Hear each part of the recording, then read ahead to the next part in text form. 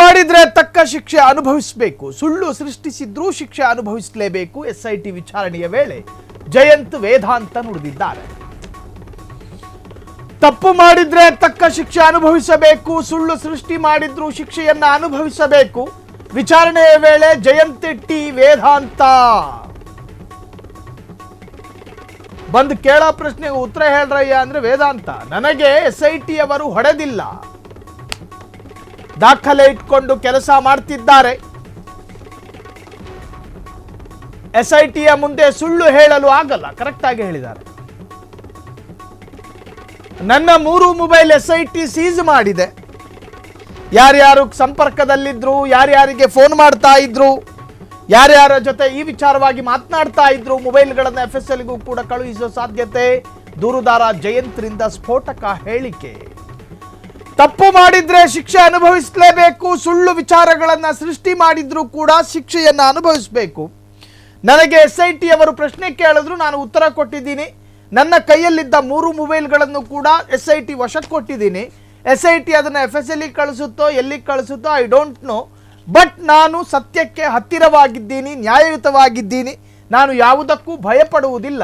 ನಾನು ಎಲ್ಲವನ್ನೂ ಸತ್ಯ ಹೇಳಿದ್ದೇನೆ.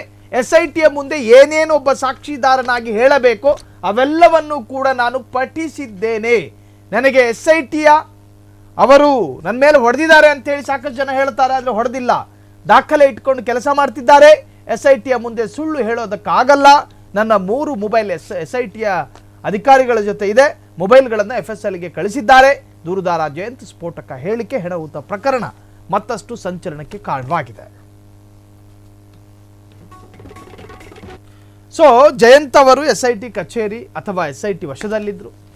ಈ ಒಂದು ಪ್ರಕರಣಕ್ಕೆ ಸಂಬಂಧಪಟ್ಟ ಹಾಗೆ ಅನೇಕ ಎನ್ಕ್ವೈರಿ ಅಥವಾ ಪ್ರಶ್ನೆಗಳನ್ನು ಕೂಡ ಜಯಂತ್ ಅವರಿಗೆ ಕೇಳಲಾಗಿತ್ತು. ಜಯಂತ್ರ ಬಳಿ ಇದ್ದಂತಹ 3ಕ್ಕೂ ಹೆಚ್ಚು ಮೊಬೈಲ್ಗಳನ್ನು ಈಗಾಗಲೇ SIT ಅವರು ವಶಕ್ಕೆ ಪಡ್ಕೊಂಡಿದ್ದಾರೆ.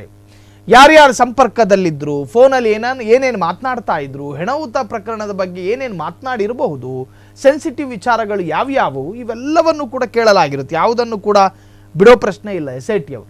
ಸೊ ಎಲ್ಲದಕ್ಕೂ ಕೂಡ ಉತ್ತರವನ್ನು ಕೊಡಲೇಬೇಕು. ಸಮರ್ಥವಾದ ಉತ್ತರವನ್ನು ಕೊಡದ ಹೊರತು ಈ ಸಾಕ್ಷಿದಾರರಿಗೆ ನೆಮ್ಮದಿ ಇಲ್ಲ. ನೀವೇನೇನು ಆರೋಪ ಮಾಡಿದ್ದೀರಿ ಅವೆಲ್ಲವನ್ನು ಕೂಡ ತಾಳೆ ಹಾಕುತ್ತಾರೆ. 2+2 4 ಆಗಬೇಕು, 2+2 3 ಆಗಬಾರ್ದು, 3+3 6 ಆಗಬೇಕು, 3+3 5 ಆಗಬಾರ್ದು ಕೇಳ್ತಾರೆ SIT ಅವರು. ಹಿಂಗೆ ಯಾಕೆ ಕೇಳದೆ, ಅದು ಯಾಕೆ ಹಿಂಗಿದೆ, ಹಂಗೆ ಯಾಕೆ ಆಯಿತು, ಅದನ್ನ ಯಾಕೆ ನೀವು ಹಿಂಗೆ ಹೇಳಿದ್ರಿ, ಎಲ್ಲ ಸೂಕ್ಷ್ಮ ಪ್ರಶ್ನೆಗಳಿಂದಲೂ ಕೂಡ ಸಾಕ್ಷಿದಾರರನ್ನು ಕಟ್ಟಿ ಹಾಕೋ ಪ್ರಯತ್ನಗಳಾಗ್ತವೆ. ಸಮರ್ಥ ಉತ್ತರ ಕೊಡದ ಹೊರತು ಸಾಕ್ಷಿದಾರರಿಗೆ ನೋ ನೆಮ್ಮದಿ. ಕ್ಷಣ ಕ್ಷಣದ ಸುದ್ದಿಗಳಿಗಾಗಿ ಫ್ರೀಡಂ ಟಿವಿ ಸಬ್ಸ್ಕ್ರೈಬ್ ಮಾಡಿ, ಲೈಕ್ ಮಾಡಿ ಹಾಗೂ ಫಾಲೋ ಮಾಡಿ. ಹೊಸ ಸುದ್ದಿಗಳ ನೋಟಿಫಿಕೇಶನ್ಗಾಗಿ ಬೆಲ್ ಐಕಾನ್ ಮೇಲೆ ಕ್ಲಿಕ್ ಮಾಡಿ.